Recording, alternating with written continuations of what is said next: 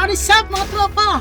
And welcome to the first episode of our new series sa kung saan kailangan ko mabuhay ng 100 days at hindi mamatay sa island na ito. Kailangan ko makabuo ng base, lahat ng kakailangan at kailangan ko lagi mag-ingat dahil pag namatay ka, wala na. Stick around to find out. Pakita nyo kung ano magawa sa ating world na to. And without further ado,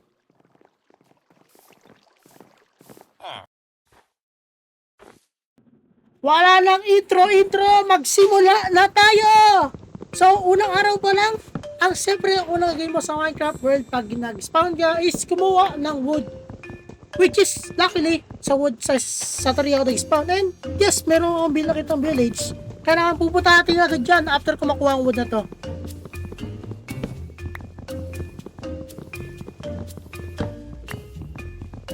Wait lang, village binakita ko na yun. Parang di village yun ah. Sana nga village. Sana hindi yung ano, yung dead village pa yun. Yung tawag sa mga cobweb. Yung destroyed na village. Pero gawa mo na tayong tools bago tayo mag-head sa village na yun.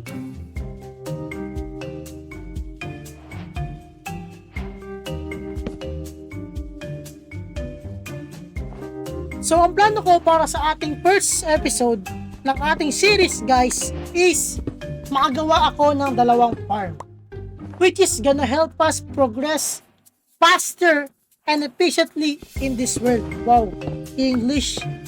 So, yung farm na to, tutulungan tayo mag-generate ng cobblestone, which is the cobblestone generator farm, and the other farm is gonna help us convert iron into the emeralds, which is the iron golem farm, which is gonna produce iron which we trade for emeralds. And kung pro player ka ng Minecraft, alam mo na ang emerald ang magiging ang pinaka currency ng Minecraft, kung saan pag meron ka ng emerald, pwede ka na magkaroon ng kahit anong bagay, enchantments, stones, gears, chest plates, all of the above. Lahat ng kailangan mo makukuha mo gamit ng emerald. Kaya naman ang goal talaga natin makapaggawa agad ng trading at iron golem farm to produce our unlimited emerald. Ano, merong chest? Please, bigyan. Ay, wala. Bulok. Bed lang. Ano ba yan? Apong kaya. Pero buti lang meron dito mga berries sa kailangan sa inyo agad. Kasi talagang wala pa akong food. Kala ko pwedeng kainin yung blistering melon. Di pala pwede.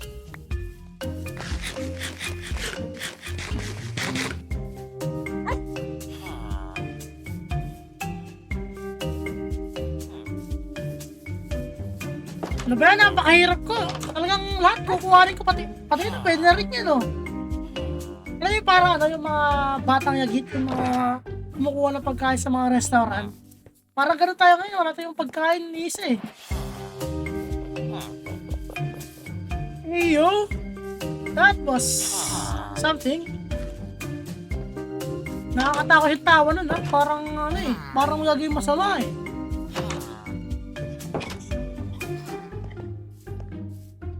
Meron pa palang bihis sa baba oh, kaso paano makakababa? Ayun no, may tubig. Pwede na yan. Kaso ang taas yan. Bahala si Batman. Kaya na yan. Easy. Napakadali. Buhay pa rin. And, uy, bye. Uy, hello Mr. Villager. Tabi ka muna. Kailangan ko magnakaw sa bahay mo. Napakawalang kwenta. Walang gamit ang bahay mo. Walang pwede nakawin yan eh. Ito kaya. Wala rin laman. Balok. Ano may, ito may chest, pero bulok pa rin yung loot. Ano ba yan? Dalawang bread. Di pa ako upusog dyan eh. Pwede rin yan. Papel. By the way guys, pero di mo siya narinig, pero may marinig kay konting mga ano, yung parang mga motor, mga jeep sa recording ko. Kasi yung bahay na ay malapit sa highway. Ngayon, pag nag-record ako, narinig yung highway namin. syempre, marinig sa recording ko yun. Ngayon, hindi ko alam paano solusyonan tong problema na to eh. Naka-lower naman na, ano na yung recording ko para hindi marinig yun sa labas. Kaso, narinig pa din. Minsan-minsan. Comment nyo kayo doon below guys, so kung ano pwedeng gawin para mas maganda yung maging voice record ko dito sa Minecraft. Anyways, but parang hindi ko pa rin nakikita yung iron golem sa bilis na to. Meron tong iron golem dito. O, nalulun sa tubig. Uy, swerte! Kaso malas pa din, walang diamonds. Pero pwede na yan, pagtiisan natin yan guys.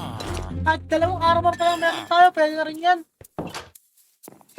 Ngayon na kailangan ihanapin yung iron golem, kanina ko pa hinahanap yun eh. Nalipot ko na yung buong village, di ko pa rin nakikita. Hindi kaya nalulun sa tubig, yun nahulog sa tubig, gano'n, lumubog. Tapos yung iba pa, hindi ko pa makita ibang villager. Ang klaseng village to. Wala talaga yung ano guys, wala talaga yung villager, yung iron golem dito guys, hindi ko talaga makita. Kanina pa ako paikot-ikot. I think gagawa na agad ako ng starting base para kahit paano makapag-mining na agad ako. Eh malapit na matapos yung day 1 no? Wala pa yung iron golem. Yes. Okay, good note. Pwede na rin yan. Meron tayong pasamantalang food.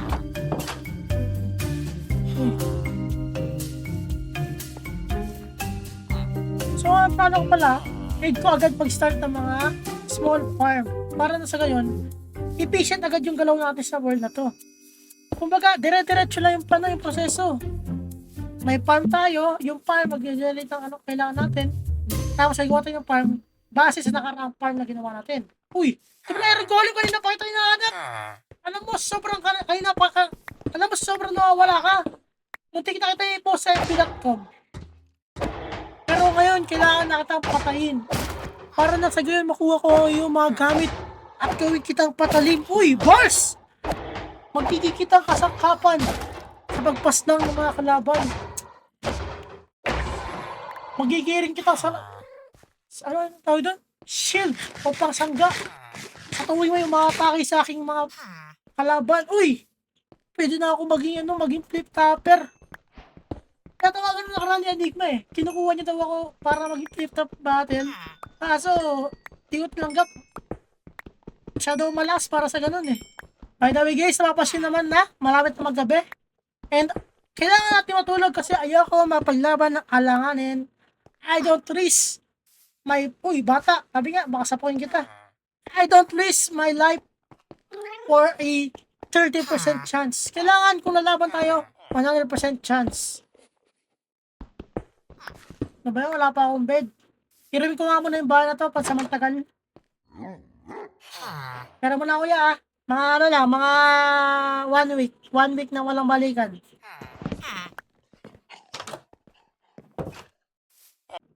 And transition!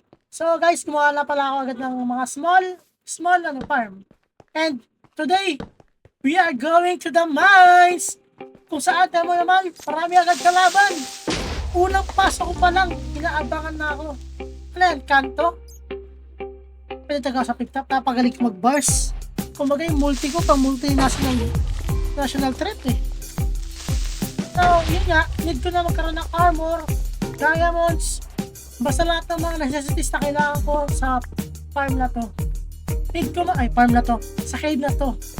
Need ko na magkaroon ng mga fancy items like diamond shovel, diamond pickaxe, diamond armor. Lahat ng mga pwede ko kukuha natin dito. And kailangan ko rin ng redstone para na sa gayon, magawa na agad ako ng cobblestone farm. So paano nga ba gagawin yun? Malalaman nyo mamaya. Transition again. Uy! Ayo, another cave. Mukhang mas maraming loot dito ah. Yung kaninang cave, napaka-konti lang ng mga nakuha ko. Puro copper pa. Hindi ko makailangan yun eh, no? May benta sa junk shop. Pero pwede na rin yun. Pwede kong gamitin yung pang gawa ng mga simple things. Hindi ko lang kung saan gamitin, pero siguro gamitin yung pang design lang. And now, kailangan ko na maraming iron dito. Mukha naman promise yung cave na to, and kapag mas delikado, mas papaldo. Tandaan niyo yung quote na yun guys. Mas delikado, mas papaldo. Pero wag kayong delikado sa illegal. Wag kayong kapal doon sa illegal, guys. Sana nga lang di ako agad mamatay sa early days natin kasi day 1 pa lang to eh. Anyways, guys, ito Shed Pepper from the future. Caution, pakihinaan po yung volume ng inyong cellphone kasi yung kumag na to sisigaw. High pitch. Uy, napakaaga pa para mamatay. May tumalong pa guys. Ano yung suicidal yan? Ano, lapit! Lapit! Ano? Sige, lumapit ka, pupukpuk ka sa ito. Pang! Pang! Ano, isa pa, palag!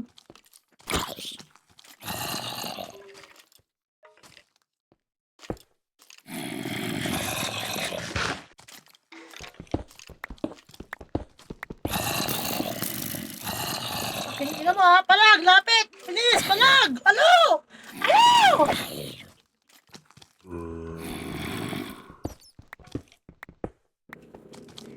Magtulong-tulong pa kayo! Hindi ko kailangan gamitin ang 100% ng aking lakas!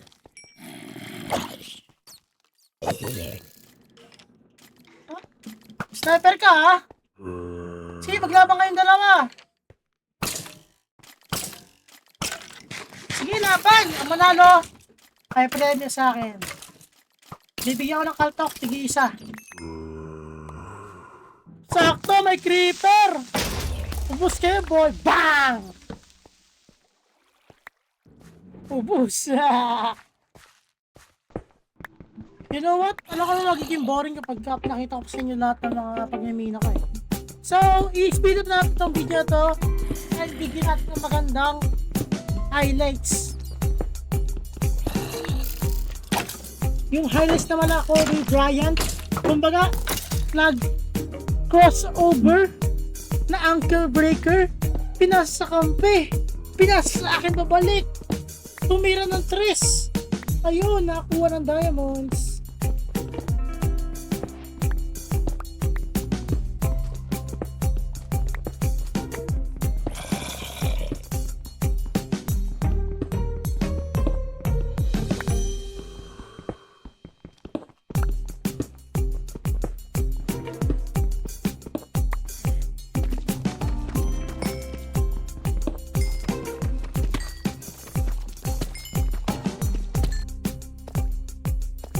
Oh, wait. Trial Chambers to ah. Ito yung dito ako makakuha ng maze, diba? Ito yun, diba? Damn, grabe pala yung sita to. Nung ano kasi, nung search nila yung sita to, guys. Hindi ko inalam yung ano, yung kung ano meron. Basta binigyan sa akin, binigay ko lang yung seed. Tapos ayun na agad. Mas meron trial chambers pero di ko pa kaya to eh. Di ko pa kaya to, mamatay ako dito ng aga. Hey, mga angas, pwedeng gawa ng farm to. Wait lang, lagyan sa ano, tanda natin yung kanyang coordinates. 74 and 74. Okay, napakadali tandaan yan. 74, 74 parehas.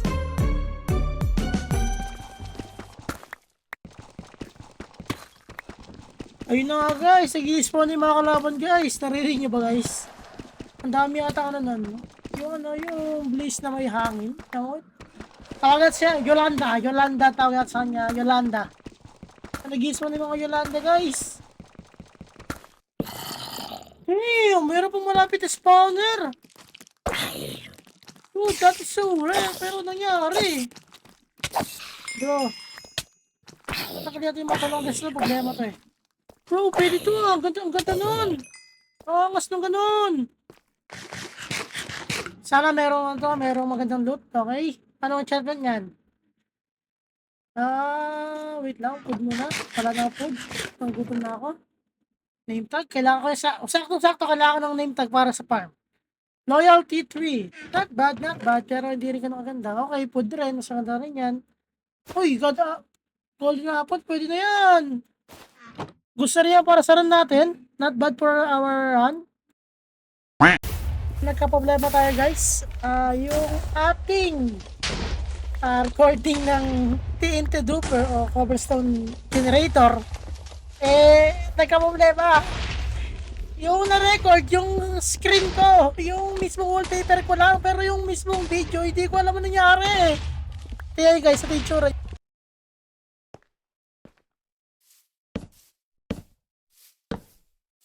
Diba ano yun? Ba't ganun?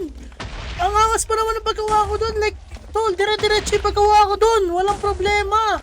Halos lahat nagawa ko na maayos. Tapos, gano'n yung recording. Yung kinuha lang yung aking wallpaper. Ang lala! Ang lala! So anyways guys, ito na lang ang bibigay ko sa inyo dahil wala akong nabigay na maayos na TNT or Cobblestone Generator. Ito lang ang mapakita ko sa inyo ang aking paggawa ng iron farm. So ngayon, sisimulan ko muna yung paggawa ng base niya kasi nga, wala akong magandang mapagawaan kundi dito lang malapit sa island.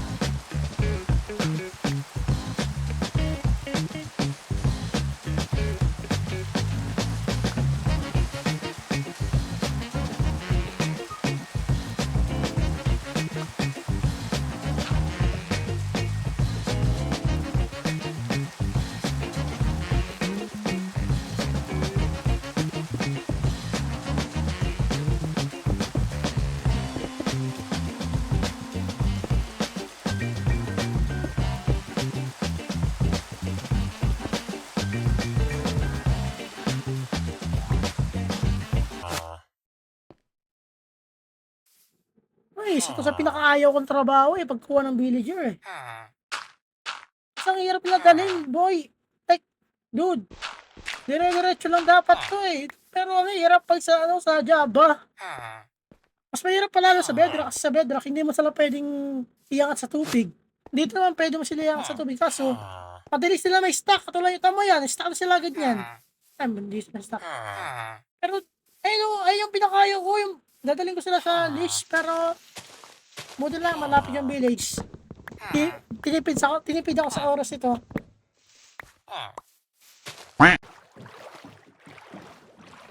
Sa wakas, malapit na din agad. Medyo matagal na ako dun mga inabot ako mga 20 minutes. Ang dami kasi sa harap na puno, pinutol ko pa. So, ayaw naman patagalin na pagbibidyo ng pag-build, diba? So, dahil idol ko yung isang YouTuber na idol ko talaga. Hindi ko naman siya ginagaya pero bibigyan natin, kumbaga, originality is the key. So, bibigyan ko kayo ng malupitang slow-mo. Joke lang.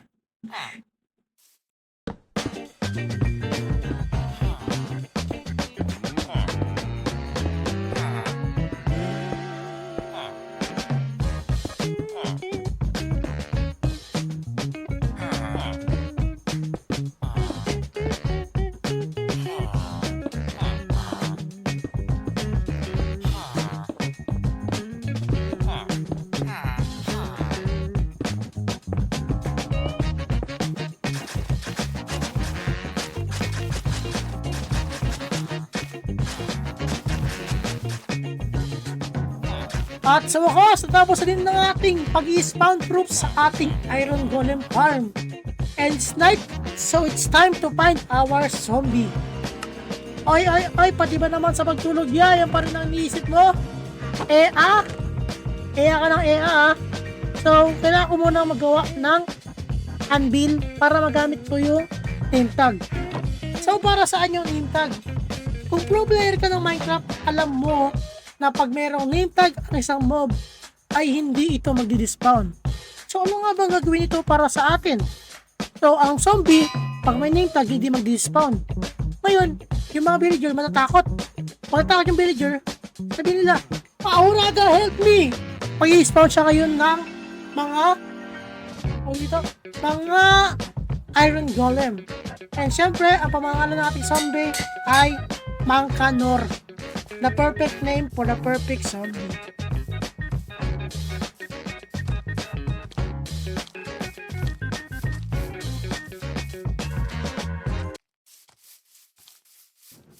And here comes our first volunteer.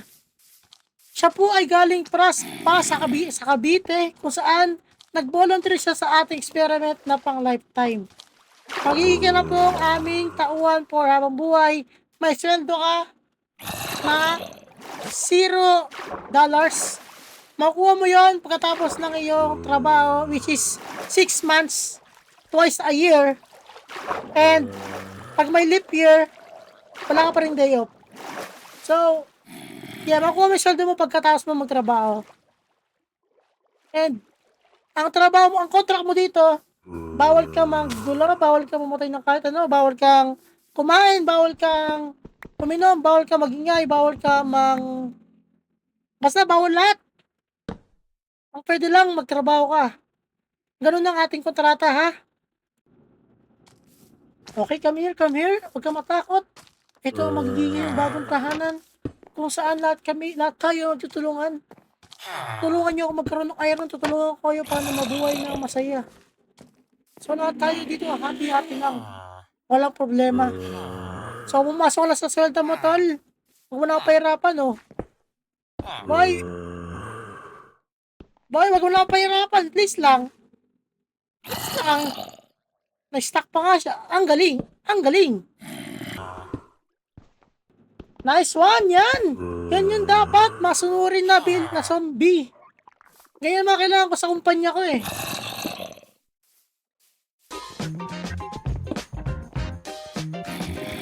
So, now guys, gagawin na natin ang kanilang healing chamber. Kung saan, dito mag-spawn ng iron golem, mapupunta sa lava, mamatay. Pag namatay, yung kanilang loot ay mapupunta sa hopper. And yung hopper, didiretso sa chest, which is magkakaroon ng maraming iron that will provide us for our future builds. Kung saan, tutulungan nito tayo sa ating pamumuhay bilang isang survivalist.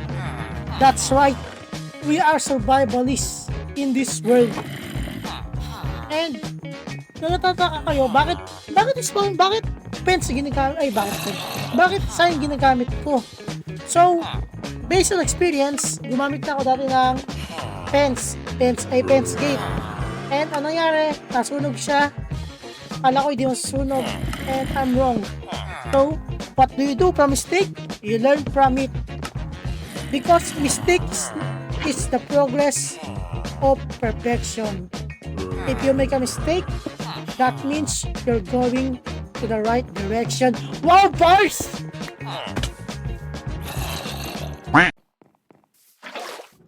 Tumabig ka nga yan, baka sa point kita eh.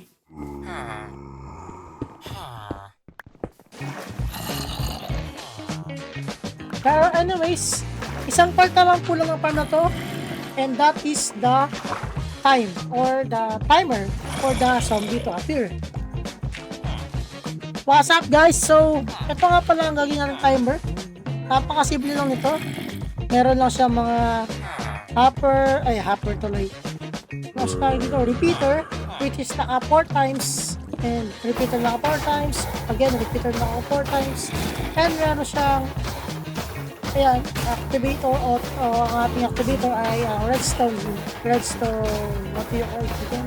Torch, kung saan paikot-ikot lang siya na magkakaroon ng delay sa pag-gilda ng zombie at pag-disappear niya na magkakos sa zombie sa mga villager na matakot, which is gonna be the cause kung saan pag-i-spawn sila ng iron golem continuously.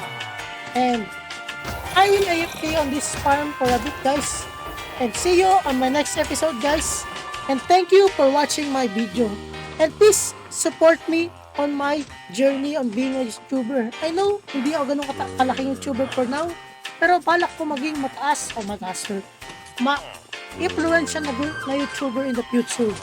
And if I don't reach that dream, then I am not going forward on my direction. Bars! Goodbye guys, and see you until next time.